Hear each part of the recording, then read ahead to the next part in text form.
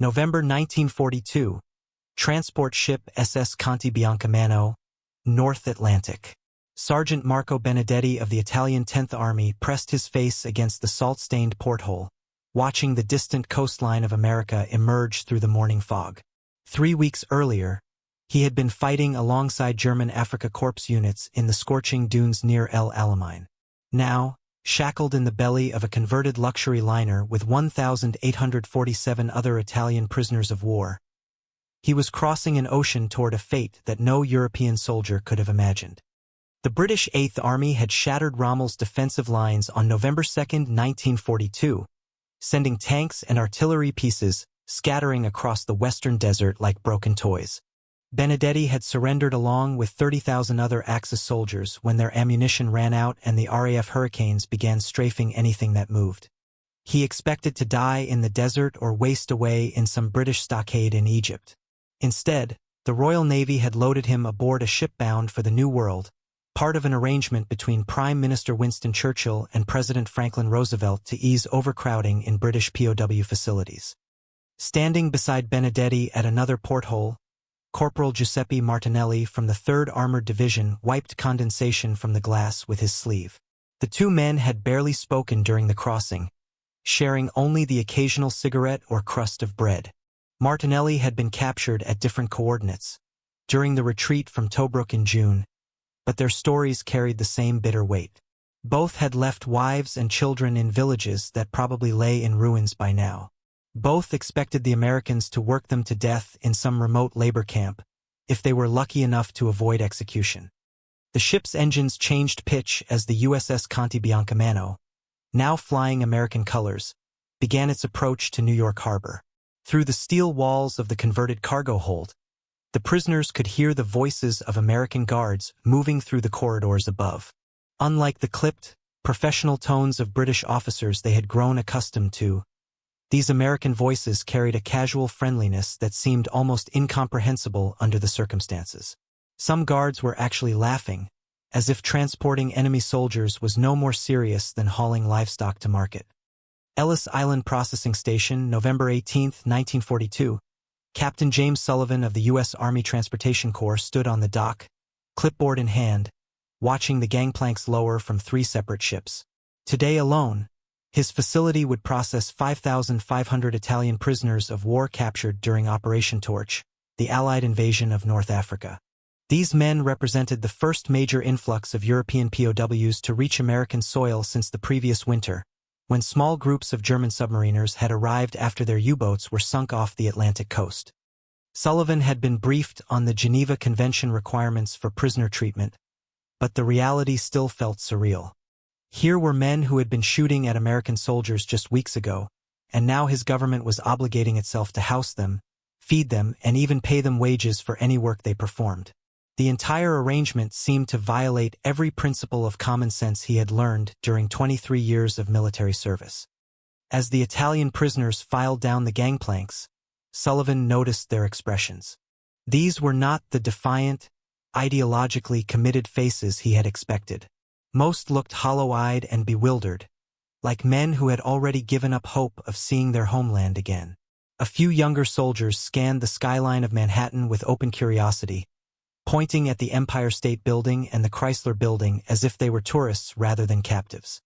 Private First Class Anthony Ricci, a second-generation Italian-American from Boston's North End, served as one of Sullivan's interpreters. As the prisoners assembled in formation on the dock, Ricci began shouting instructions in fluent Italian, explaining the registration process and medical examinations that awaited them. Several POWs looked startled to hear their native language spoken by an American soldier wearing the same uniform as their captors. One of the older prisoners, a lieutenant with graying temples and a Wehrmacht Afrika Korps badge still pinned to his torn shirt, stepped forward and addressed Ricci directly. His English was heavily accented but clear. "Excuse me, American soldier. I am Lieutenant Franco Rossi of the 7th Bersaglieri Regiment. May I ask what will become of us now?" Ricci glanced at Captain Sullivan, who nodded permission to respond. "You'll be taken to holding facilities for processing, then assigned to permanent camps based on your rank and classification. Officers won't be required to work, but enlisted men and non-commissioned officers will be assigned labor details according to the Geneva Convention. And what sort of labor? Rossi pressed. Will we be building fortifications or manufacturing weapons for your army? No, sir, Ricci replied, consulting his briefing papers. Most of you will probably be assigned to agricultural work. Farms around the country are facing severe labor shortages because so many American men have enlisted or taken jobs in war industries. You'll be picking crops, tending livestock, working in canneries and food processing plants. The Italian lieutenant's expression shifted from resignation to confusion. And we will be compensated for this work. Yes, sir. 80 cents per day, paid in scrip that can be used at camp canteens. That's the same base pay as an American private. Lieutenant Rossi translated this information to the other prisoners in rapid Italian. The conversation that followed among the POWs carried a tone of disbelief. Several men laughed, apparently convinced that the American interpreter was lying or mistaken. One sergeant shook his head vigorously and made a dismissive gesture with his hands. Captain Sullivan stepped closer to Ricci. What are they saying? They don't believe it, sir. The sergeant there says that, in his experience, prisoners of war work for their captors without payment, often until they die of exhaustion or malnutrition. He's telling the others that this must be some kind of propaganda or psychological trick. Over the following hours, as the Italian prisoners were processed through medical examinations, identification procedures, and preliminary interviews, this pattern of disbelief repeated itself dozens of times. When army cooks served them hot meals that included meat, vegetables, bread, and coffee, many POWs initially refused to eat, suspecting the food was poisoned or that they would be charged for it later. When medical officers treated minor injuries and illnesses without charging fees or demanding favors, several prisoners asked interpreters to explain the catch. Camp Atterbury, Indiana, April 30, 1943, 6 months after his arrival in New York Harbor, Sergeant Marco Benedetti found himself standing in formation outside Barracks 12 at Camp Atterbury, a sprawling military installation 40 miles south of Indianapolis. The spring morning was crisp and clear, with robins singing in the oak trees that surrounded the prisoner's compound. Around him stood 2,847 other Italian POWs who had been transported to Indiana by train during the previous 2 weeks. The camp itself defied every expectation Benedetti had formed about American prison facilities. The barracks were clean, well-heated, and equipped with electric lighting. Each building housed 40 men in individual bunks with real mattresses and wool blankets. There were recreational facilities including a library, a workshop for handicrafts, and even a small theater where prisoners could stage performances. The perimeter was surrounded by standard barbed wire fencing with guard towers, but the atmosphere felt more like a military training base than a concentration camp. Major Robert Harrison, the camp commander, stood before the assembled prisoners with an interpreter at his side. Harrison was a career officer who had served in France during the previous war, and his bearing reflected the kind of professional competence that transcended nationality. He began speaking in English while the interpreter rendered his words into Italian. Gentlemen, you have been assigned to Camp Atterbury for the duration of the present conflict. Under the terms of the Geneva Convention, and in accordance with policies established by the United States War Department, you will be treated humanely and with respect for your dignity as soldiers. You will receive adequate food, medical care, and housing. You will have access to recreational activities and religious services. The interpreter paused as Major Harrison consulted his notes. Those of you who are enlisted men or non-commissioned officers may be assigned work details to support various civilian and military operations in this region. Such work is voluntary for non-commissioned officers and mandatory for enlisted personnel. All work assignments will comply with international law governing the treatment of prisoners of war. You will not be required to perform labor directly related to military operations against your own country. Sergeant Benedetti found himself studying the faces of the American guards stationed around the formation. These men carried rifles and wore the standard olive drab uniforms of the U.S. Army, but their expressions showed none of the suspicious hostility he had encountered from British and Australian guards in North Africa. Several guards were actually smoking cigarettes and chatting quietly among themselves, as if supervising enemy prisoners was just another routine duty. The work assignments available to you include agricultural labor on farms throughout central Indiana. Major Harrison continued. You will be transported to work sites each morning and return to camp each evening. Farmers in this region grow corn, soybeans, tomatoes, and various other crops that help feed both civilian populations and military forces. Your labor will contribute to the overall war effort, but not directly to military operations. The Italian prisoners exchanged glances as this information was translated. Benedetti had been expecting to be assigned to some kind of punishment detail, breaking rocks or digging latrines under the supervision of sadistic guards. The prospect of working on actual farms, helping to grow food that would feed their captors, struck him as almost absurdly civilized. And the compensation for this agricultural work?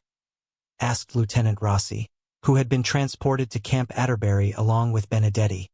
80 cents per day, paid in camp scrip, Major Harrison replied. This money can be used to purchase items at the camp canteen, including cigarettes, candy, writing materials, and personal hygiene supplies. Any money you do not spend will be placed in a personal account and made available to you upon repatriation. That evening, after the prisoners had been assigned to barracks and issued bedding and personal items, Benedetti found himself sitting on his bunk with Corporal Martinelli and several other men from their original transport. The conversation inevitably turned to their current circumstances and what they might expect in the coming months. This cannot last, declared Sergeant Alessandro Conti, a veteran of the East African campaign who had been captured at Bardia. No country treats enemy prisoners this well without expecting something in return. They are softening us up for interrogation or planning to use us as propaganda. But what would be the point? Asked Martinelli. We are not high-ranking officers with access to strategic information. Most of us are simple soldiers who know nothing more than the locations of our former units and the names of our commanding officers, all of which information is already outdated. Private Luigi Ferrante, barely 19 years old and captured during his first combat action, shook his head in bewilderment. In my village, we heard stories about how the Americans and British torture prisoners to extract military secrets. My father fought in the last war and told me that captured soldiers were usually worked to death in labor camps or shot for attempted escape. Benedetti had been listening to this conversation while cleaning his equipment, but now he set down his rifle and looked at his companions. I have been thinking about this situation since we arrived here. Perhaps the Americans treat prisoners well because their own soldiers are being held captive by our forces, and they hope that decent treatment will be reciprocated. Or perhaps, suggested Martinelli, this is simply how a wealthy nation behaves when it can afford to follow the rules of civilized warfare. The next morning brought the first work assignments. Benedetti, Martinelli, and 18 other prisoners were loaded onto a truck along with 2 American guards and driven 25 miles northeast to a large farm near the town of Greenwood. The truck bounced along gravel roads that cut through endless fields of young corn, and Benedetti was struck by the sheer scale of American agriculture. In his home region of Tuscany, most farms consisted of a few hectares worked by single families. Here, individual fields stretched to the horizon, worked by mechanical equipment that seemed almost futuristic. The truck pulled into the farmyard of the Henderson family farm, where they were met by William Henderson, a 53-year-old corn and soybean producer who had been farming this land for 30 years. Henderson was a practical man with calloused hands and sun-weathered skin, but his manner toward the Italian prisoners was neither hostile nor condescending. He simply needed workers and had been told that these men were available. "Morning, boys," Henderson said, addressing both the prisoners and their guards. "I've got about 200 acres of corn that needs cultivating, and another 100 acres of soybeans that need planting. Skilled work, but not complicated. Anyone here have experience with farm equipment?" The interpreter, a young American soldier named Corporal Davis who had studied Italian at Ohio State University, translated Henderson's words. 3 of the prisoners, including Benedetti, raised their hands. They had grown up on small farms in rural Italy and understood the basic principles of crop cultivation. "Good," Henderson nodded. "The rest of you can start with hand cultivation around the fence lines and drainage ditches. It's hard work, but you'll pick it up quickly." As the prisoners began their first day of agricultural labor on American soil, Benedetti found himself operating a horse-drawn cultivator between rows of young corn plants. The work was familiar and oddly satisfying after months of military tedium and the stress of combat. The morning air was cool and clean, filled with the songs of unfamiliar birds and the distant sound of a tractor working another field.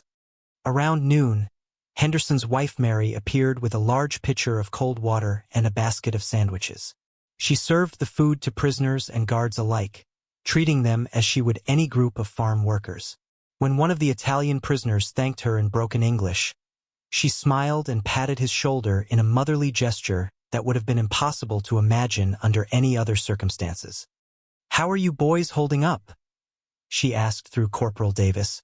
"It's going to be a hot afternoon, so make sure you drink plenty of water." Sergeant Conte, who had been skeptical about American intentions the night before, stared at Mrs. Henderson as if she were some kind of exotic animal. In his experience, the wives and daughters of enemy soldiers were to be avoided at all costs, either because they represented potential security threats or because their presence invited complications that could result in serious disciplinary action. During the lunch break, Benedetti found himself in conversation with one of the American guards, Private Tommy Walsh from Chicago. Walsh was curious about Italian military equipment and tactics, but his questions carried no sense of interrogation or intelligence gathering. He simply wanted to understand what the war had been like from the perspective of his former enemies. "Were you guys really fighting alongside the Germans? Or did they kind of force you into it?" Walsh asked. Benedetti considered the question carefully before responding through the interpreter. "Our government made an alliance with Germany, but most Italian soldiers had no personal hatred for Americans or British. We fought because we were ordered to fight, and because we did not want to be shot for desertion." "Makes sense," Walsh nodded. "Most of the guys in my unit enlisted because of Pearl Harbor, but some of them just got drafted and figured they'd do their duty. War's war, I guess." This casual acceptance of shared humanity among former enemies struck Benedetti as profoundly American. In the rigid military culture of fascist Italy, such conversations between prisoners and guards would have been impossible. Here, it seemed that warfare was viewed as a temporary job rather than an existential struggle between incompatible ideologies. By the end of their first day on the Henderson farm, the 20 Italian prisoners had cultivated 30 acres of corn and planted 15 acres of soybeans.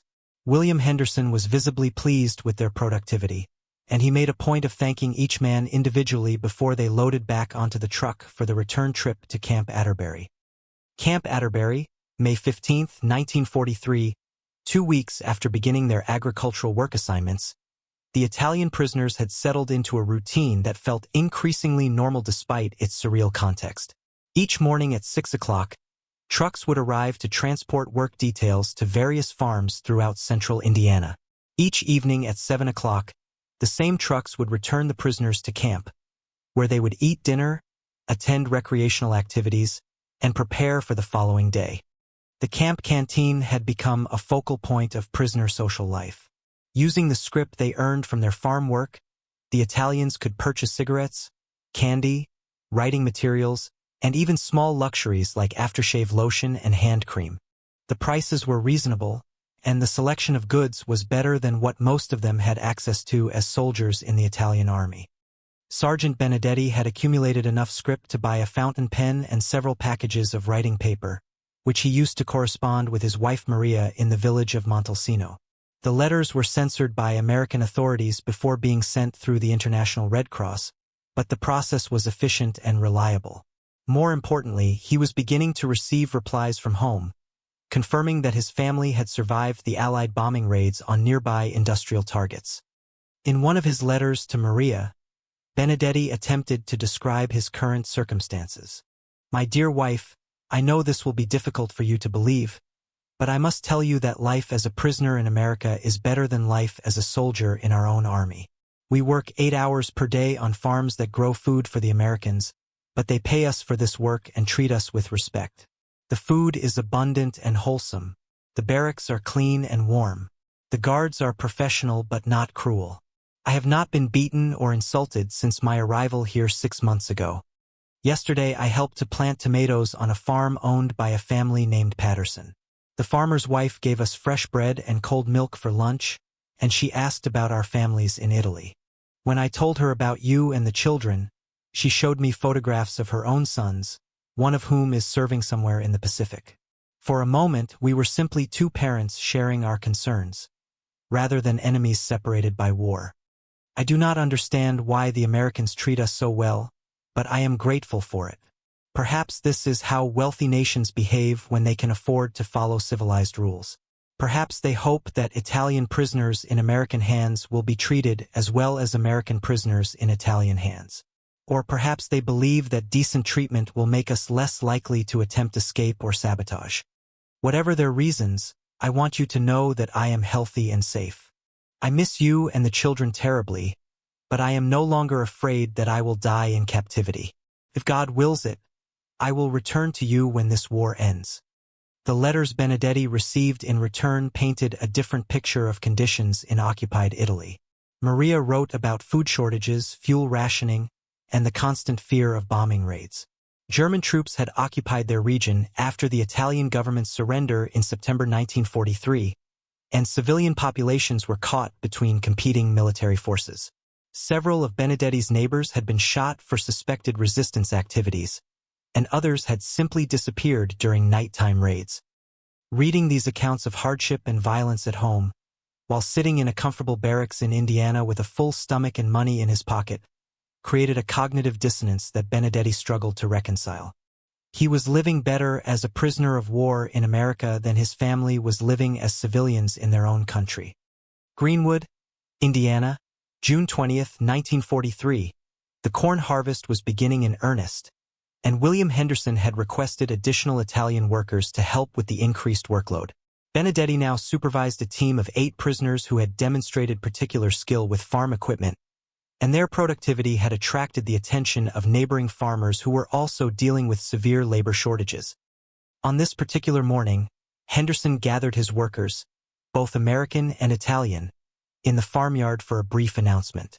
"Boys, I want you to know that this has been one of the most successful planting seasons I've had in 30 years of farming. The corn looks good, the soybeans are coming along fine, and we're going to have a bumper crop of tomatoes if the weather holds up." As Corporal Davis translated these words, Henderson continued, "I couldn't have done it without the extra hands, and I want you all to know that I appreciate the hard work. Now, I know some of you boys are probably wondering what happens when the harvest is finished and the work slows down for the winter." The Italian prisoners exchanged glances. This was indeed a question that had been troubling many of them. Would they be transferred to other types of work? Would they remain at Camp Atterbury through the winter months? Would they be shipped to camps in warmer climates where agricultural work could continue year-round? "Well, I've been talking to some of the other farmers in this area, and we've got a proposal for the camp commander," Henderson said. "There's plenty of indoor work that needs doing during the winter months: equipment maintenance, barn repairs, livestock care, and planning for next year's crops. If you boys are willing, and if the Army approves it, we'd like to keep the same work teams together through the winter." Benedetti found himself smiling as this information was translated. The prospect of continuing to work with familiar people in a familiar environment was more appealing than the uncertainty of reassignment to unknown duties. After the morning briefing, Benedetti and 3 other prisoners were assigned to cultivate the vegetable garden that Mary Henderson maintained behind the farmhouse. This was considered light duty, reserved for men who had worked particularly hard during the previous week, and it provided an opportunity for more relaxed conversation with their American hosts. As they worked among the tomato plants and bean rows, Mary Henderson emerged from the kitchen with a large pitcher of lemonade and a plate of fresh cookies. This had become a daily ritual, and the Italian prisoners had grown comfortable with her friendly presence. "You know," she said to Benedetti through Corporal Davis, "I've been thinking about something. My oldest son Robert is somewhere in North Africa right now, probably fighting against Italian and German soldiers. It's strange to think that you boys might have been shooting at each other just a few months ago." Benedetti paused in his work and considered how to respond to this observation. "Mrs. Henderson, I hope your son is safe and that he will return home soon. War is a terrible thing that makes enemies of people who have no reason to hate each other. That's exactly what I was thinking, Mary replied. You boys are so polite and hardworking. It's hard to imagine you as enemy soldiers. I keep wondering what would happen if the politicians just got out of the way and let ordinary people work things out for themselves. This conversation was interrupted by the arrival of a dust-covered sedan that pulled into the farmyard and parked near the barn. Two men in civilian clothes emerged from the vehicle and walked toward the farmhouse, where they were met by William Henderson. Even from a distance, it was clear that these visitors represented some kind of official authority. Corporal Davis, who had been translating the conversation with Mary Henderson, immediately became alert and motioned for the Italian prisoners to continue working while he walked over to investigate the situation. The conversation among the three Americans was conducted in low voices, with occasional glances toward the prisoners working in the vegetable garden. After 10 minutes of discussion, the visitors returned to their sedan and drove away. William Henderson walked over to the garden area with an expression that seemed troubled but not alarmed. "Nothing to worry about, boys," he said to the prisoners. "Those fellows were from the County Agricultural Extension Office. They've been visiting all the farms that use prisoner labor, just checking to make sure everything is being done according to regulations." When this was translated, Benedetti felt a familiar stir of anxiety. In his experience, visits from government officials usually resulted in problems for whatever civilians had been foolish enough to treat military personnel with excessive kindness. "Did we do something wrong?" asked Private Ferrante, the young soldier who had been captured during his first combat action. "Not at all," Henderson replied. "Actually, they wanted to know if I'd be willing to take on more prisoners next season. Apparently, word has gotten around that this operation has been successful, and other farmers are asking for similar arrangements." That evening, back at Camp Atterbury, the prisoners who had been working on various farms throughout the region gathered in the recreation room to share their experiences and observations. The consensus was overwhelmingly positive, but many men remained puzzled by the generous treatment they were receiving. "I work today at a dairy farm owned by a German-American family named Mueller," reported Sergeant Antonio Ricci from the 4th Alpine Division. "The old man fought against Americans in the previous war, but his son is serving in the U.S. Army now. They treated me like a hired hand, not like an enemy prisoner. The farmer I work for has 3 sons in the military," added Corporal Giuseppe Romano. "One is in the Pacific, one is in England preparing for the invasion of Europe, and the youngest is still in training somewhere in Georgia. Yet this man trusts me to operate his most expensive equipment and even invited me to eat lunch at his family table." Benedetti had been listening to these reports while playing checkers with Martinelli, but now he looked up from the game board. "I think we are witnessing something that our European experience did not prepare us to understand. Americans seem to view this war as a job that must be completed, rather than as a holy crusade that defines their entire identity." "What do you mean by that?" asked Romano. "Think about it," Benedetti continued. "In Italy, Germany, and most other European countries, we have been told that this war represents an existential struggle between incompatible ways of life. The fascists tell us that we are fighting to preserve civilization against Jewish Bolshevik barbarism. The communists tell their people that they are fighting to liberate the working class from capitalist oppression. Everyone claims that victory is a matter of life and death." "And the Americans?" prompted Martinelli. "The Americans seem to think they are fighting to restore normal life as quickly as possible," Benedetti replied. "They want to defeat their enemies and then go back to farming, business, and raising their families. They do not appear to hate us personally, and they do not seem to view our capture as an opportunity for revenge." This observation sparked a lengthy discussion among the prisoners about the fundamental differences between American and European approaches to warfare. Many of the Italians had served in North Africa alongside German units, and they had witnessed the ideological intensity that characterized Nazi military culture. The contrast with their current experience in American captivity was so stark that it challenged their basic assumptions about international conflict. Camp Atterbury, September 8, 1943. The news reached Camp Atterbury during the evening hours, transmitted by radio from the War Department in Washington, and announced to prisoners and guards simultaneously through the camp's public address system. The government of Prime Minister Pietro Badoglio had signed an armistice with the Allied forces, effectively removing Italy from the war as an Axis power. The reaction among the Italian prisoners was complex and varied. Some men cheered and embraced each other, believing that their captivity would soon end and they would be repatriated to their families. Others remained silent and thoughtful, recognizing that Italy's surrender might actually complicate their situation rather than simplify it. A few prisoners, particularly those from regions now occupied by German forces, understood that their homeland had become a battlefield where their own families were trapped between competing armies. Major Harrison called a special assembly the following morning to explain the new circumstances and their implications for the prisoners' status. With interpreters providing translation into Italian, he addressed the assembled men with his characteristic combination of military professionalism and human decency. Gentlemen, as you are aware, the government of Italy has signed an armistice agreement with the Allied forces. This development changes your legal status, but it does not immediately change your daily routines or living conditions here at Camp Atterbury. The major paused to allow the interpreters to catch up, then continued. Under the terms of the armistice, and in accordance with policies established by the United States government, Italian prisoners of war are being offered the opportunity to join what will be called Italian service units. These units will continue to perform non-military labor in support of the American war effort, but participants will be considered co-belligerents rather than prisoners of war. Benedetti found himself studying the faces of his fellow prisoners as this information was translated. The concept of becoming American co-belligerents, rather than remaining enemy prisoners, represented a fundamental shift in their relationship with their captors. Participation in the Italian service units is voluntary, Major Harrison emphasized. Those who choose to join will continue to perform agricultural and other civilian labor, but they will receive additional privileges and somewhat increased compensation.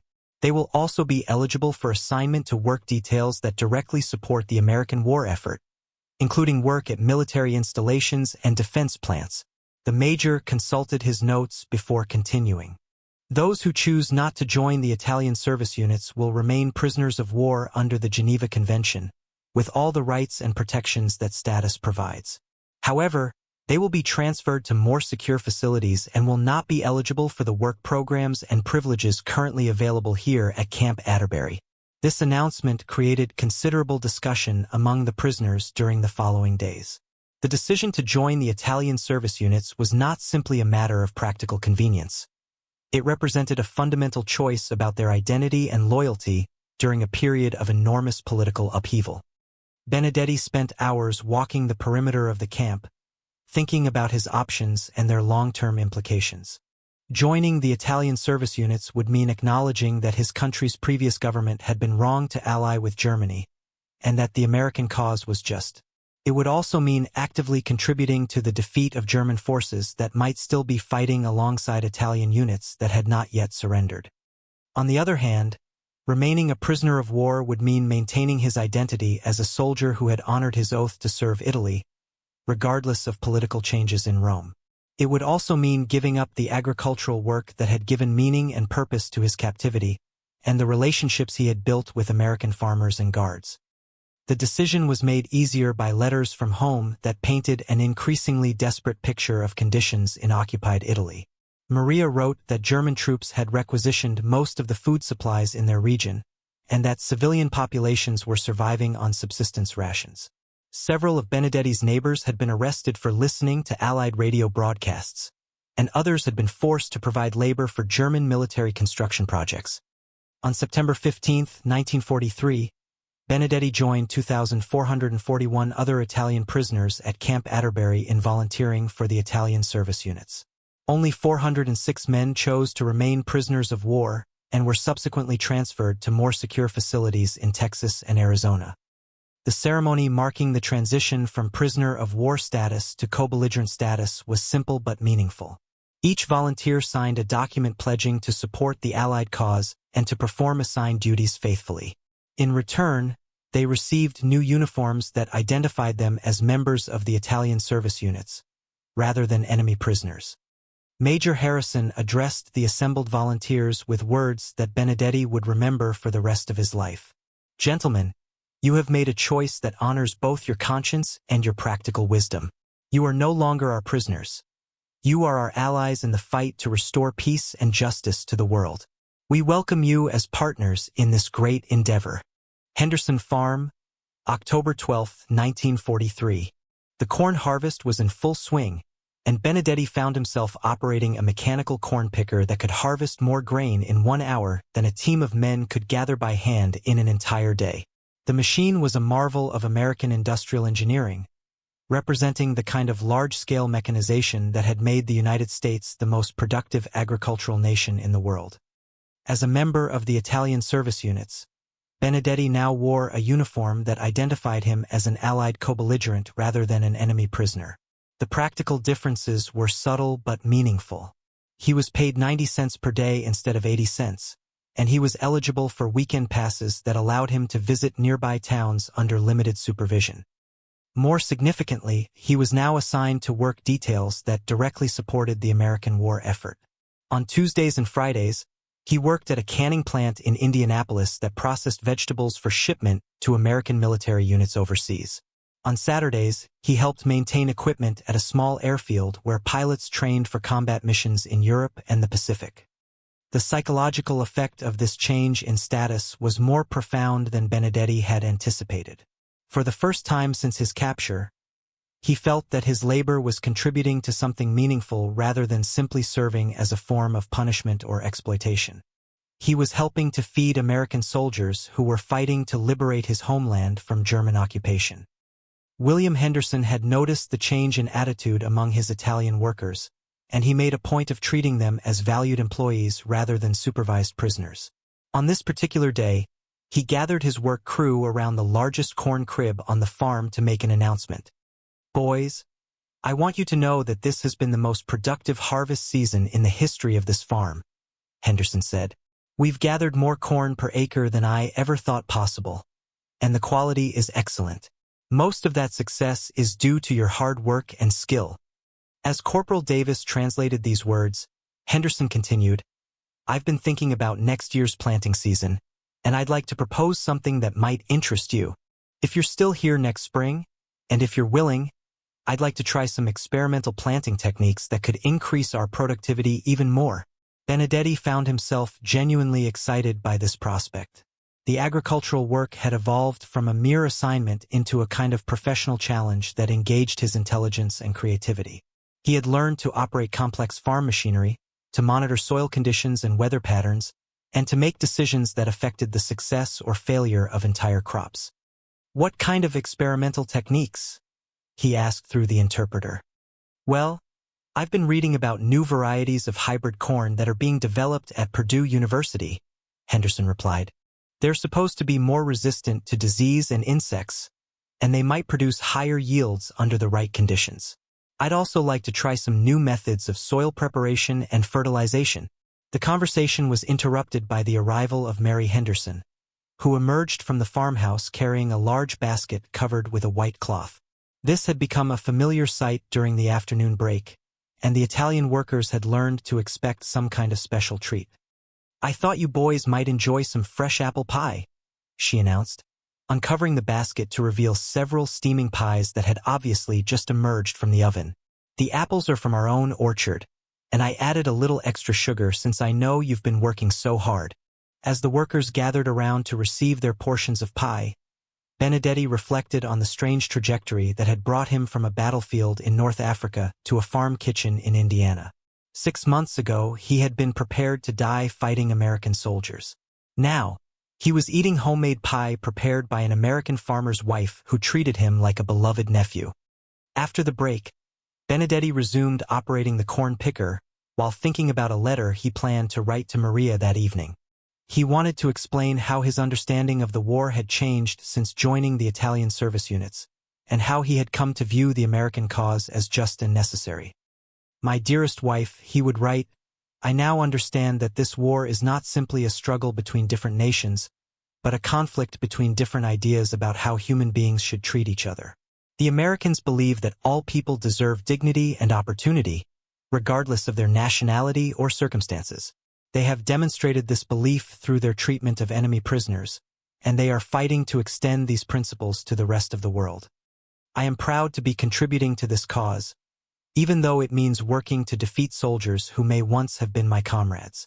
Italy's alliance with Germany was a mistake that has brought suffering and shame to our people. The Americans offer us a chance to redeem ourselves by helping to build a better world. Camp Atterbury, December 24, 1943. Christmas Eve at the camp was marked by a special religious service conducted in the chapel that the Italian prisoners themselves had designed and built during the previous summer. The chapel was a modest but beautiful structure, featuring stained glass windows created from colored glass salvaged from broken bottles, and religious artwork painted by prisoners who had been professional artists in civilian life. Father Giuseppe Benedetto, a military chaplain who had been captured along with the other prisoners, conducted the midnight mass in Italian, while American chaplains participated in the ceremony. The service attracted not only the Italian service unit members, but also several American guards and officers who wanted to show their respect for the religious traditions of their former enemies. Benedetti found himself sitting next to Martinelli, who had also joined the Italian service units and was now working at a farm that specialized in dairy production. The two men had become close friends during their months of captivity, and they often discussed their hopes and plans for the post-war period. As the service progressed, with familiar carols being sung in Italian while snow fell outside the chapel windows, Benedetti felt a sense of peace that had been absent from his life since the beginning of the war. For the first time in 2 years, he was spending Christmas in a place where he felt safe and valued. After the religious service, the prisoners gathered in the recreation room for a modest celebration that included gifts donated by local civilian organizations. The presents were simple items like books, writing materials, and small handicraft supplies, but they represented a level of consideration for enemy prisoners that would have been unimaginable in European military culture. Major Harrison made a brief appearance at the celebration, offering Christmas greetings to the Italian service unit members and thanking them for their contributions to the war effort. His words were translated by Corporal Davis, who had become something of a cultural bridge between the American administrators and the Italian workers. Gentlemen, on this holy night, I want you to know that you are not forgotten by your families or by the government that now considers you allies in the cause of freedom, Harrison said. Your work here has made a real difference in the lives of American farming families, and it has contributed to the success of military operations that are bringing this war closer to an end. The Major paused to allow the translation, then continued. I also want you to know that we are working with the International Red Cross and with representatives of the new Italian government to facilitate communication with your families. We understand that you are concerned about the welfare of your loved ones, and we are doing everything possible to help you maintain contact with them.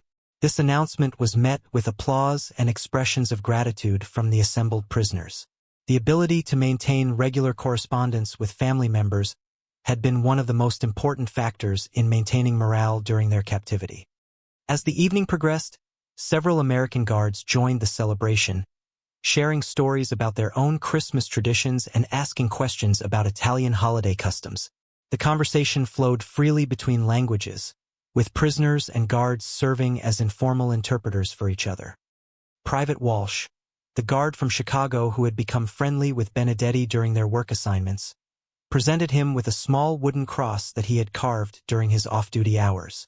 I thought you might like to have this, Walsh said. My grandmother taught me wood carving when I was a kid, and I wanted to make something special for Christmas. Benedetti was deeply moved by this gesture of friendship from a man whose country had been at war with his own just a few months earlier. The cross was beautifully crafted, with intricate details that showed considerable skill and patience. This is a wonderful gift, Benedetti replied through the interpreter. I will treasure it always, and I will remember the kindness you have shown to me during this difficult time. The exchange of gifts continued throughout the evening, with Italian prisoners offering small handicrafts they had made in the camp workshop, and American guards reciprocating with items purchased in town or created during their leisure time. By the end of the celebration, it had become difficult to determine who had been enemies and who had been allies. Henderson Farm, March 15, 1944. Spring planting season had arrived earlier than usual, and the Italian service unit members were preparing fields for what promised to be the largest crop in the Henderson farm's history. Benedetti had been promoted to crew leader, supervising 8 other former prisoners who had demonstrated particular skill with agricultural equipment and techniques. The promotion came with additional responsibilities and a small increase in pay, but more importantly, it represented a level of trust and recognition that Benedetti had not experienced since his days as a non-commissioned officer in the Italian army. William Henderson consulted with him about planting schedules, equipment maintenance, and crop selection, as if he were a valued partner rather than a temporary employee. On this particular morning, Henderson had called a meeting to discuss the experimental farming techniques they had planned during the previous harvest season. The meeting took place in the farmhouse kitchen, with Mary Henderson serving coffee and homemade biscuits, while the men spread seed catalogs and agricultural journals across the dining room table. "I've been corresponding with the agricultural extension agents at Purdue University," Henderson explained, "and they've agreed to provide us with some experimental hybrid corn seed. The new varieties are supposed to produce 20% higher yields than standard corn, but they require more precise planting and cultivation techniques." Benedetti studied the technical specifications for the hybrid seeds while Corporal Davis translated the more complex agricultural terminology. The science behind the new varieties was fascinating, representing the kind of systematic research and development that had made American agriculture so productive. "The key to success with these hybrids is precise spacing and depth control during planting," Henderson continued. "We'll need to modify our planting equipment and train everyone in the new techniques. It's going to require more skill and attention to detail than our usual operations." This challenge appealed to Benedetti's professional pride, and he volunteered to lead the training program for the other Italian workers.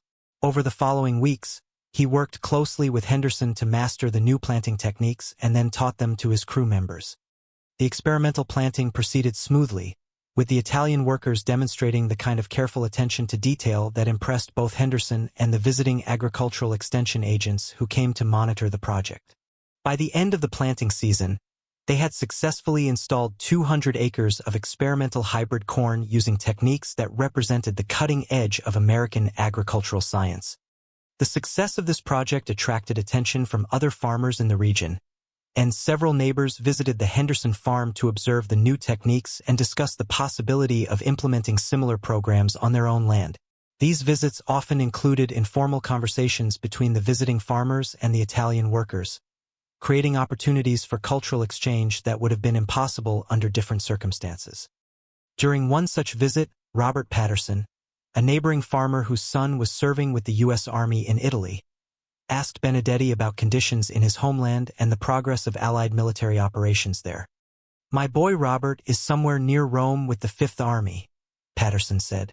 "I keep wondering what he's seeing over there, and whether the Italian people are glad to have the Americans there or if they resent the invasion." Benedetti considered this question carefully before responding through the interpreter. "Mr. Patterson, I believe most Italian people are grateful for American liberation from German occupation, but they are also ashamed that their country became a battlefield. We are a proud people who have a long history of civilization and culture, and it is painful to see our cities bombed and our countryside fought over by foreign armies. But you think they support the American cause?" Patterson pressed. "I think they support any cause that will end the war quickly and allow them to rebuild their lives," Benedetti replied. "They have seen enough of violence and destruction. They want peace and the opportunity to raise their children in safety." This conversation continued for nearly an hour, with Patterson asking detailed questions about Italian society, culture, and politics, while Benedetti provided insights based on his experience as a soldier and his correspondence with family members still living in occupied territory. The exchange was remarkable for its depth and mutual respect, representing the kind of genuine dialogue between former enemies that had become commonplace in rural Indiana. Camp Atterbury, June 6, 1944, D-Day had arrived, and news of the Allied invasion of Normandy spread through the camp like wildfire. The Italian service unit members gathered around radios in the recreation room and mess hall, listening to reports of the massive amphibious assault that would open the long-awaited Second Front in Western Europe. The reaction among the former prisoners was overwhelmingly positive, despite the fact that many of them still had friends and relatives serving in German or Italian forces that would now face attack from two directions. They understood that the invasion represented the beginning of the end for Nazi Germany, and that its success would hasten the liberation of their homeland. Benedetti found himself thinking about the American soldiers who were fighting on the beaches of France, men not much different from the guards and administrators who had treated him with such unexpected kindness during his captivity. Some of these soldiers had probably been working on farms in Indiana or Illinois just months earlier, before being drafted into military service and sent across the ocean to fight for principles they might not fully understand. That evening, Major Harrison held a special assembly to discuss the implications of the invasion for the Italian service unit members and their future assignments. The atmosphere in the assembly hall was electric with anticipation and nervous energy. "Gentlemen," Harrison began, "today marks a turning point in this war that will bring final victory much closer.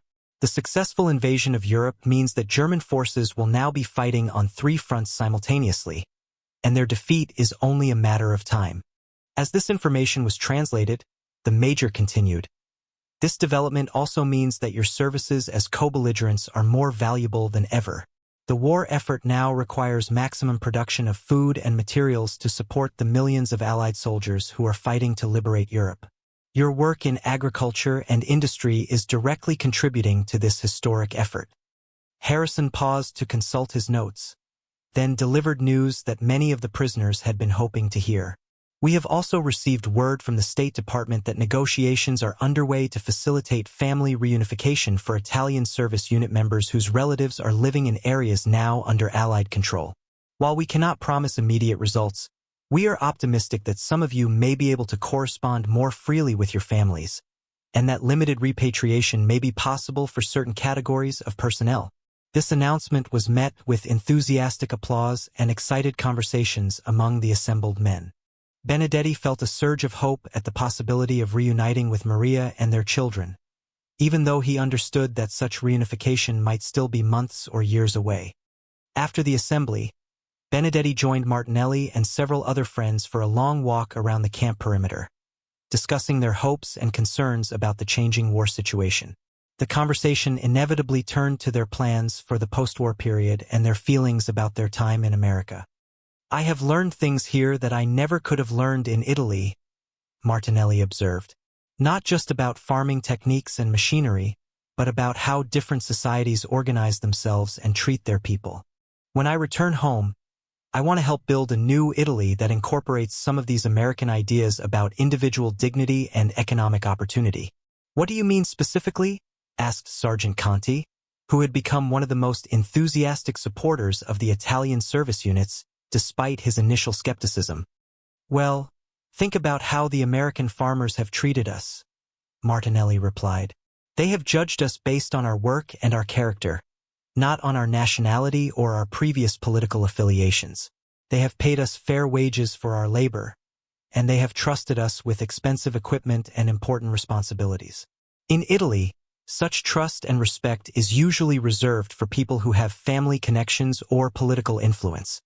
Benedetti nodded in agreement. The Americans also seemed to believe that prosperity is something that can be shared rather than hoarded. "The farmers we work for are genuinely interested in improving their techniques and increasing their productivity, but they are also willing to teach us these skills and treat us as partners rather than mere laborers. Do you think such ideas could work in Italy?" asked Private Ferrante, the young soldier who had matured considerably during his months in captivity. "I think they must work in Italy if we are to avoid repeating the mistakes that led to this war," Benedetti replied. "Fascism succeeded in our country because too many people felt that they had no stake in the existing economic and political system. If we can create a society where ordinary people have real opportunities for advancement and prosperity, they will have reasons to support democratic institutions rather than following demagogues who promise simple solutions to complex problems." Henderson Farm, August 15, 1944. The experimental hybrid corn was approaching maturity, and early assessments suggested that the yield would exceed even the most optimistic projections. Benedetti stood in the middle of the largest field, surrounded by corn stalks that reached well above his head, marveling at the success of the agricultural techniques he had helped to implement. William Henderson joined him in the field, carrying a notebook where he had been recording measurements and observations throughout the growing season. His expression showed the satisfaction of a man whose professional gamble was paying off handsomely. "Marco," Henderson said, using Benedetti's first name as he had taken to doing over the past several months. "I think we're looking at the most successful crop in the history of this farm. The extension agents from Purdue are going to use our results as a case study for promoting these techniques throughout the Midwest." Benedetti felt a surge of professional pride at this acknowledgement of their success. Over the past year, agricultural work had evolved from a simple job assignment into a genuine calling that engaged his intelligence and creativity in ways that military service had never achieved. "Mr. Henderson," he replied through Corporal Davis, "I want you to know that this experience has taught me more about farming than I learned during 20 years of working on my family's land in Italy. When I return home after the war, I hope to use these techniques to help rebuild Italian agriculture." Henderson nodded thoughtfully. "You know, I've been thinking about something along those lines. After the war ends, there's going to be a tremendous need for agricultural expertise in countries that have been devastated by fighting. The U.S. government is already making plans to send technical advisors to help with reconstruction efforts." The farmer paused to examine one of the developing corn ears, then continued, "If you're interested, I'd be willing to write letters of recommendation that might help you get involved in such programs. You've demonstrated that you understand both traditional farming methods and modern scientific techniques, and you have the kind of practical experience that would be valuable in rebuilding damaged agricultural systems." This suggestion opened up possibilities that Benedetti had never considered.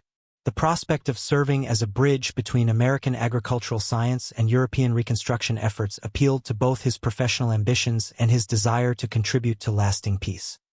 That evening, he wrote another letter to Maria, describing the success of the experimental farming project and explaining his growing conviction that his experience in America would prove valuable in building a better future for their family and their country. "My beloved wife," he wrote, "I am beginning to understand that my captivity in America may have been a blessing in disguise. I have learned skills and gained perspectives that will serve me well in the post-war world. More importantly, I have seen how prosperity and democracy can work together to create a society where ordinary people have real opportunities for advancement.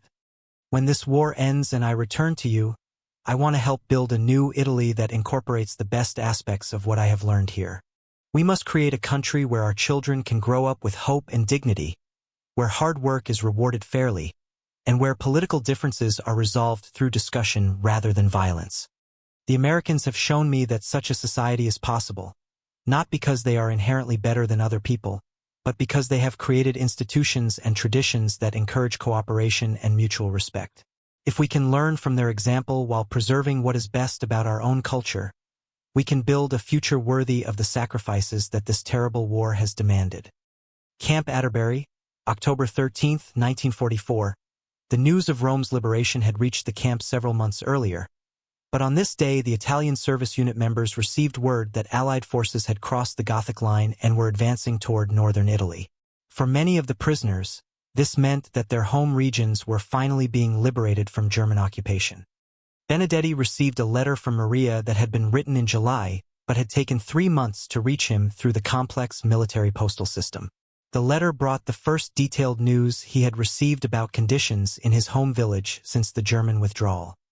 "My dear husband," Maria had written, "the Americans arrived here on July 12th, and for the first time in months we are able to sleep without fear of bombing or arrest. The German soldiers destroyed much of our equipment and livestock before they retreated, but the Americans have brought food and medical supplies, and they are helping us to begin rebuilding. Our house survived the fighting with only minor damage, and the children are healthy and eager to hear news of you. Little Giuseppe asks every day when his papa will come home from America, and Anna has learned to say thank you in English because she has heard it so often from the American soldiers. The village priest told me that he has been in contact with officials from the new government in Rome, and that they are working with the Americans to identify Italian soldiers who are serving with Allied forces in other countries. He believes that such soldiers will be given priority for repatriation once the war ends. I must tell you that life here is still very difficult. Most of our crops were destroyed during the fighting, and we depend on food supplies provided by the American military. Many of our neighbors lost family members during the German occupation, and there is much bitterness toward Italians who collaborated with the occupiers. But there is also hope that we can rebuild our lives and create a better future for our children. The American soldiers who are stationed in our area are mostly young men from farming families in places like Iowa and Nebraska. They are curious about our agricultural methods and eager to help us repair our damaged fields and equipment. It is strange to think that they may have worked alongside Italian prisoners in America, just as you have worked alongside American farmers in Indiana. Reading this letter, Benedetti felt a complex mixture of joy, relief, and homesickness. The knowledge that his family was safe and that his homeland was being liberated filled him with happiness. But it also intensified his desire to return home and participate in the reconstruction effort. That evening, he sought out Major Harrison to discuss the possibility of accelerating his repatriation in light of the changed circumstances in Italy. The Major received him in his office with the courteous professionalism that had characterized all of Benedetti's interactions with American authorities. "Sergeant Benedetti," Harrison said, "I understand your eagerness to return to your family, and I want you to know that we are working with the State Department and the Italian government to facilitate repatriation as quickly as possible. However, the process is complicated by transportation limitations and the ongoing need for agricultural labor here in the United States."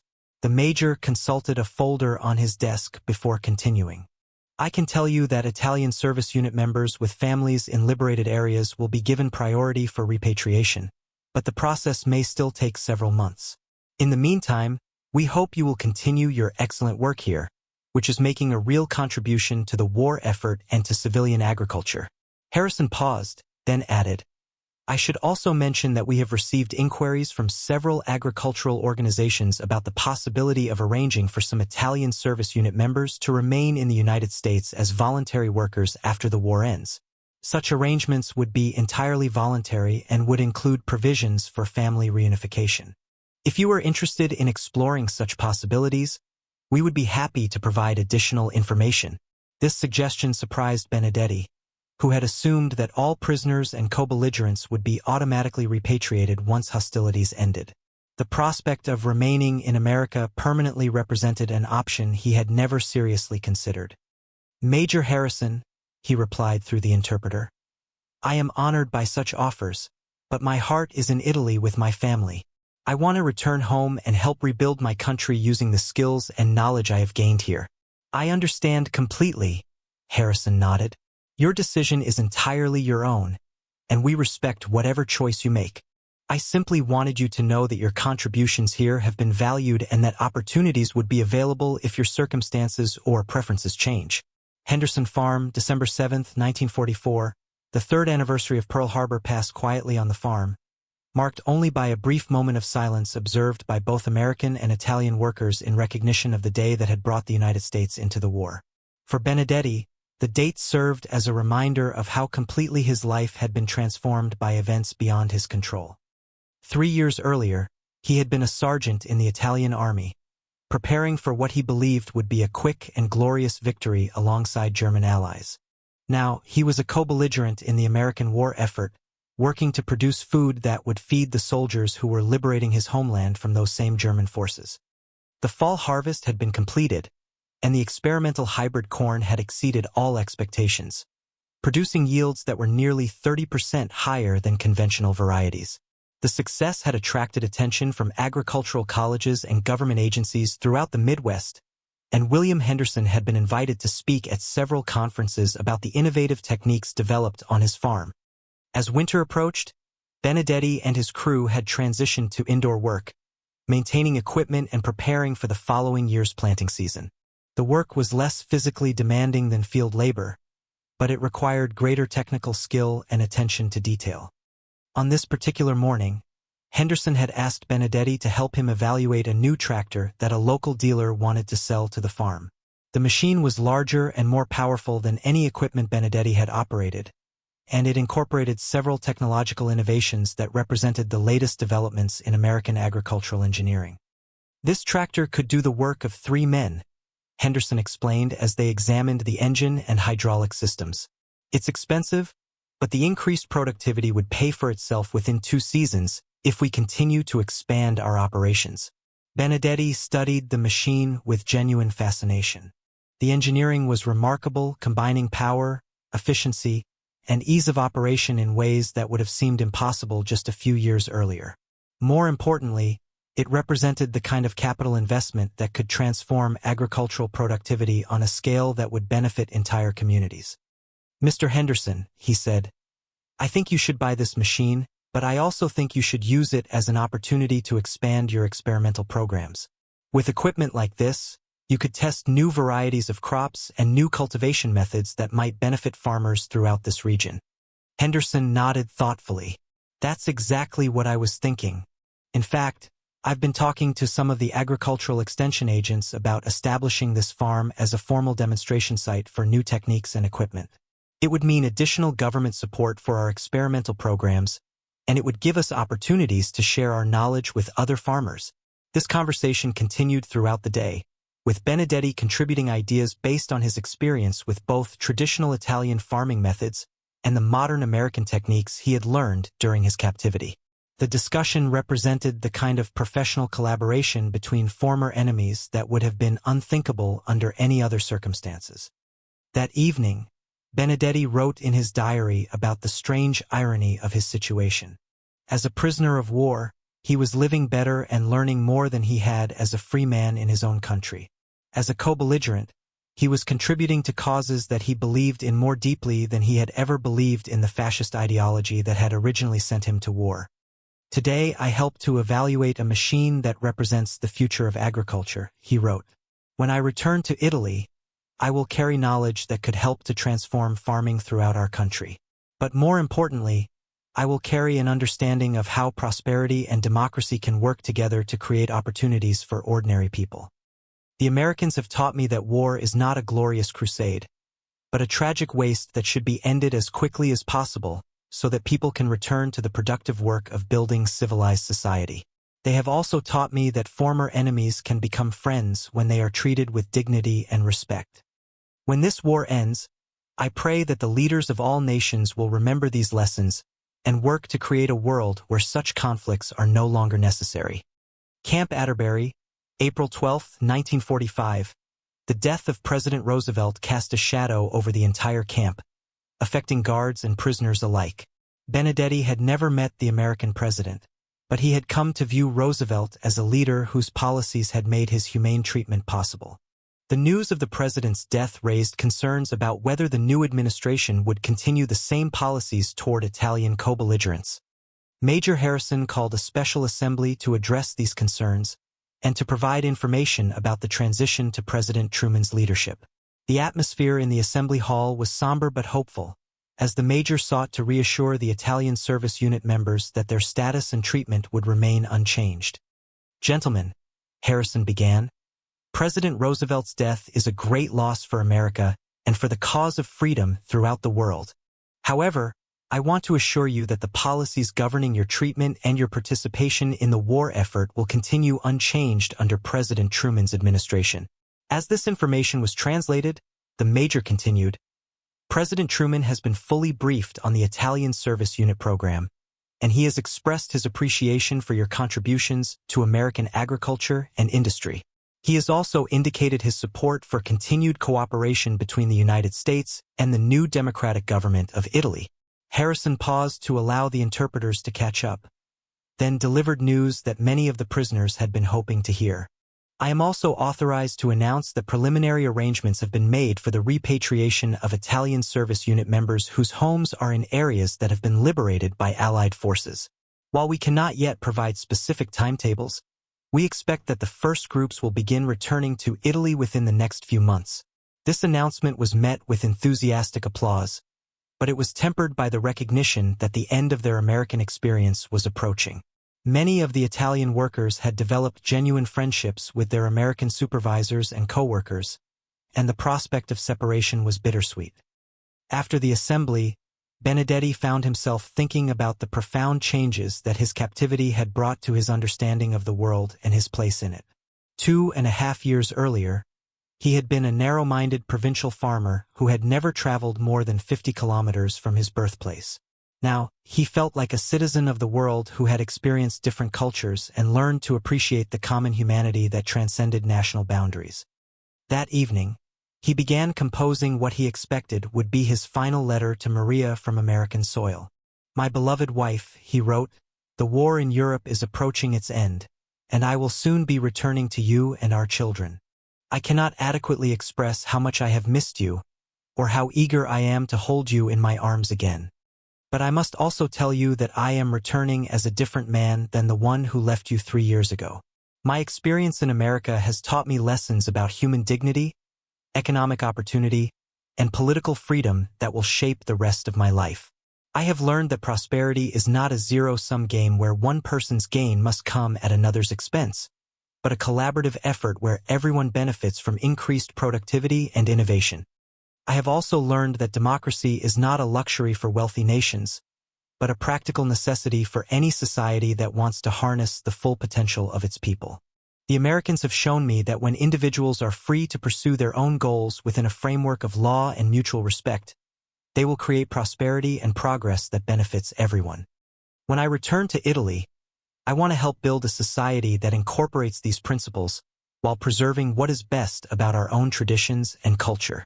I believe that our children can grow up in a world where international cooperation replaces military conquest, where economic competition replaces ideological warfare, and where human dignity is respected regardless of nationality or political affiliation. The Americans have given me more than just technical knowledge about modern farming methods. They have given me hope that such a world is possible. Henderson Farm, May 8, 1945. V-Day arrived with a mixture of celebration and melancholy. The war in Europe was officially over, but for the Italian service unit members, it also meant that their unique experience as former enemies turned allies was drawing to a close. Benedetti spent the day working alongside William Henderson and his American employees, harvesting an early crop of spring vegetables that would be shipped to markets in Chicago and Indianapolis. The work continued despite the historic significance of the date, reflecting the practical American attitude that life must go on regardless of political developments.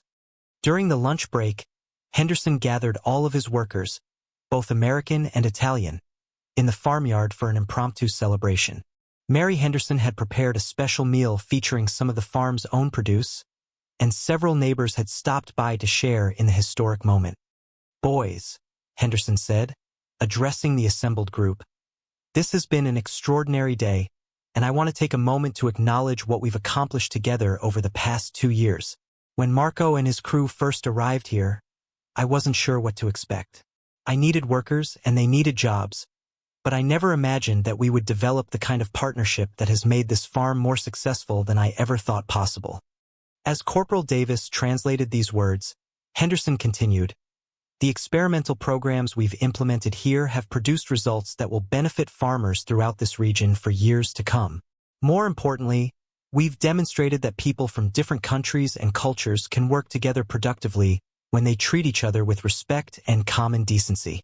The farmer paused to look directly at Benedetti. "Marco, when you return to Italy, I want you to know that you'll always have friends here in Indiana. If you ever decide to come back to America, either to visit or to stay permanently, you'll be welcome on this farm and in this community." Benedetti felt deeply moved by this expression of friendship and respect. Over the past 2 years, his relationship with the Henderson family had evolved from a simple employment arrangement into something approaching genuine kinship. "Mr. Henderson," he replied through the interpreter, "working on this farm has been one of the most rewarding experiences of my life. You and Mrs. Henderson have treated me not as an enemy prisoner, but as a valued colleague and friend. I will never forget the kindness you have shown me, and I will always treasure the knowledge and skills I have learned here." The celebration continued throughout the afternoon, with American and Italian workers sharing stories, exchanging addresses, and making promises to maintain correspondence after the war ended. The atmosphere was festive but tinged with the sadness that accompanies the end of meaningful relationships. As the day drew to a close, Benedetti took a final walk around the farm that had been his workplace and, in many ways, his school for the past 2 years. The fields were green with growing crops. The equipment was well maintained and ready for the coming harvest. And the entire operation reflected the kind of prosperity and productivity that he hoped to help establish in post-war Italy. Standing in the middle of the experimental cornfield where he had learned so much about modern agricultural techniques, Benedetti reflected on the journey that had brought him from a battlefield in North Africa to a farm in Indiana. The experience had fundamentally changed his understanding of himself, his country, and the world beyond its borders. He had arrived in America as a defeated enemy soldier, expecting brutal treatment and eventual death in captivity. Instead, he had been given opportunities to learn, to contribute, and to grow as a human being. He had been paid fair wages for honest work, treated with dignity and respect by his captors, and invited to participate as a partner in enterprises that benefited everyone involved. Camp Atterbury, July 15, 1945. The repatriation process had begun in earnest, with the first groups of Italian service unit members departing for New York and the ships that would carry them home. Benedetti was scheduled to leave on July 28, as part of a group of 342 men whose homes were in regions of central Italy that had been fully liberated and pacified. The final 2 weeks at Camp Atterbury were spent completing administrative procedures, receiving medical examinations, and attending briefings about conditions in post-war Italy. The American authorities were careful to ensure that returning co-belligerents would be properly documented and prepared for reintegration into Italian society. Benedetti used this time to write letters of thanks to the many Americans who had influenced his experience in captivity. He wrote to Major Harrison, expressing his gratitude for the humane administration of the camp and the opportunities provided to Italian service unit members. He wrote to Corporal Davis, thanking him for his patient work as an interpreter and cultural mediator. Most importantly, he wrote a long letter to William and Mary Henderson, attempting to express his appreciation for their kindness and the valuable skills they had taught him. Dear Mr. and Mrs. Henderson, he wrote, as I prepare to leave America and return to my family in Italy, I want you to know that my time on your farm has been the most educational and rewarding experience of my adult life. You have taught me not only about modern agricultural techniques, but also about the values of hard work, innovation, and mutual respect that make prosperity possible. When I was first assigned to work on your farm, I expected to be treated as a defeated enemy who could be exploited for cheap labor. Instead, you welcomed me as a partner in enterprises that benefited all of us. You trusted me with expensive equipment, consulted with me about important decisions, and treated me as a valued member of your operation. Your kindness has given me a new understanding of what America represents in the world. Your country's strength comes not just from its industrial capacity or military power, but from the character of its people and the values they embody.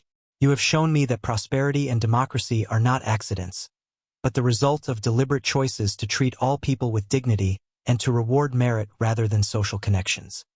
I am returning to Italy with knowledge and skills that will help me contribute to my country's reconstruction, but more importantly, I am returning with an understanding of how free societies function. I hope to help build a new Italy that incorporates the best aspects of what I have learned here, while preserving what is valuable in our own traditions and culture. If God wills it, I hope to see you again someday, either in America or in Italy. You will always have a friend and ally in Marco Benedetti, and you will always be welcome in my home. New York Harbor, August 1, 1945. The Liberty ship USS John Erickson waited at anchor in New York Harbor, preparing to carry 1,847 former Italian prisoners of war back to their homeland. Benedetti stood at the rail of the vessel, watching the Manhattan skyline recede as the ship began its journey across the Atlantic. The farewell ceremony at Camp Atterbury had been emotional but dignified, with American officers and guards wishing the departing Italians well in their future endeavors. Many promises had been made to maintain correspondence, and several Americans had requested that the former prisoners visit them if they ever returned to the United States. Major Harrison had delivered a final address to the departing Italian service unit members, summarizing the contributions they had made to American agriculture and industry during their captivity. Gentlemen, during your time in the United States, you have contributed more than 90 million man-hours of labor to the American war effort. You have helped to feed the soldiers who liberated your homeland, and you have contributed to the agricultural productivity that has made America the arsenal of democracy." The major had paused to allow translation before continuing. "But your most important contribution has been to demonstrate that former enemies can become friends and allies when they are treated with dignity and respect. You have shown that cooperation and mutual understanding are more powerful than hatred and revenge." Now, as the ship crossed the Atlantic toward a Europe that had been transformed by 6 years of war, Benedetti found himself thinking about the future that awaited him in Italy. Letters from Maria had described a country struggling to rebuild its economy, its political institutions, and its national identity after the catastrophic experience of fascism and military defeat. He knew that the transition would be difficult, and that many Italians would view former prisoners of war with suspicion or resentment. Some would question the loyalty of men who had cooperated with enemy forces, even as co-belligerents rather than prisoners. Others would struggle to understand how Italian soldiers could speak positively about their experience in American captivity. But Benedetti also knew that he and his fellow veterans of the Italian service units possessed knowledge and skills that would be invaluable in rebuilding their country. They had learned about modern agricultural techniques, industrial processes, and democratic institutions that could help Italy join the community of prosperous, peaceful nations. More importantly, they had experienced firsthand the benefits of a society based on individual dignity, economic opportunity, and political freedom. They had seen how such principles could create prosperity and stability, and they understood that these were not uniquely American values but universal human aspirations that could be realized anywhere people were willing to work for them. As the USS John Ericsson sailed eastward toward Italy, carrying its cargo of former enemies turned allies, Benedetti began planning for the future he would help to build in his liberated homeland. It would be a future shaped by the lessons he had learned during his captivity in America, and by his conviction that former enemies could indeed become friends when they chose cooperation over conflict. Epilogue: Montalcino, Tuscany, September 1962. 17 years after his return from America, Marco Benedetti stood in the middle of his expanded farm, watching his teenage son Giuseppe operate a mechanical corn harvester that incorporated many of the same innovations he had first encountered on the Henderson farm in Indiana. The machine was smaller than its American counterpart, adapted to the smaller fields and different conditions of Italian agriculture, but the underlying principles were identical.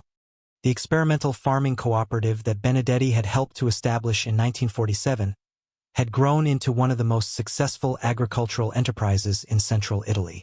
Using techniques learned during his captivity in America, combined with traditional Italian crops and methods, the cooperative had achieved productivity levels that exceeded anything previously seen in the region.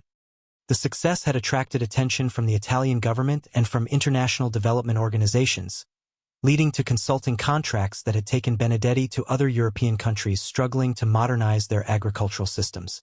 He had also maintained correspondence with agricultural experts in the United States, including William Henderson, who had visited Italy twice to study traditional farming methods that might be applicable to American conditions. On his desk in the farmhouse that had been rebuilt and expanded with the prosperity generated by modern farming techniques, Benedetti kept a framed photograph taken during Henderson's visit in 1955. The picture showed two families, American and Italian, standing together in a field of hybrid corn that represented the successful merger of different agricultural traditions. Next to the photograph lay a letter that had arrived that morning from Corporal Davis, the former Army interpreter who had become a professor of Italian language and literature at Ohio State University. Davis wrote regularly about his research into the experiences of Italian prisoners of war in America, and he had interviewed dozens of former service unit members about their post-war careers and their assessment of their captivity experience. The letter contained news that made Benedetti smile with satisfaction and pride.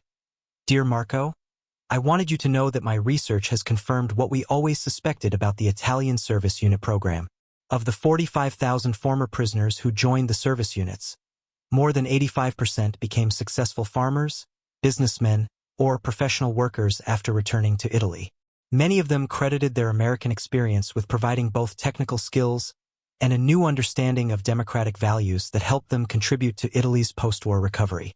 Several of your former comrades have written to tell me that they used agricultural techniques learned in America to establish prosperous farms and cooperatives throughout Italy. Others became advocates for democratic political parties, or started businesses based on American models of management and worker relations. Most importantly, many of them have told me that their children grew up with a fundamentally different understanding of international relations than previous generations. Instead of viewing Americans as either enemies or distant strangers, these children learned to think of them as friends and potential partners in building a better world. Your experience at Camp Atterbury and on the Henderson Farm has become a model that military historians and policy experts study when they try to understand how former enemies can become allies. The program demonstrated that humane treatment of prisoners, combined with opportunities for meaningful work and cultural exchange, can transform hatred into friendship and contribute to lasting peace.